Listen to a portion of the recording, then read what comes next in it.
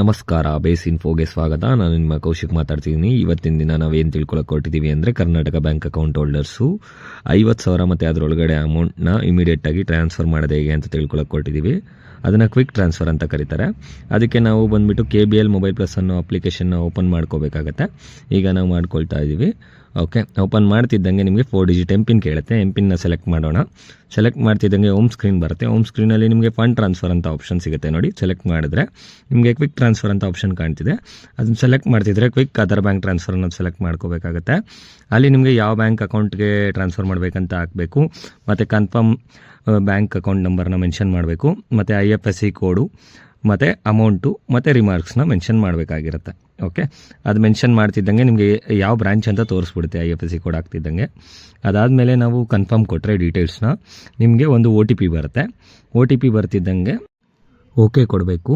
Okay ಕೊಡ್ತಿದ್ದಂಗೆ ನಿಮ್ಮದು transaction successfully complete ಆಗುತ್ತೆ.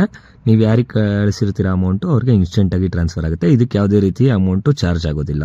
ನಾನು ಕೊಟ್ಟಿರೋ ಅಂಥ ಇನ್ಫಾರ್ಮೇಷನ್ ನಿಮಗೆ ಹೆಲ್ಪ್ಫುಲ್ ಆಗಿದೆ ಅಂದ್ಕೊಂಡಿದ್ದೀನಿ. ಹೆಲ್ಪ್ಫುಲ್ ಆಗಿದ್ದರೆ ದಯವಿಟ್ಟು ಈ ವಿಡಿಯೋಗೆ ಲೈಕ್ ಮಾಡಿ. ಯಾರ್ಯಾರಿಗೆ ಹೆಲ್ಪ್ಫುಲ್ ಆಗುತ್ತೋ ಅವ್ರಿಗೆಲ್ಲ ವಿಡಿಯೋನ ಶೇರ್ ಮಾಡಿ.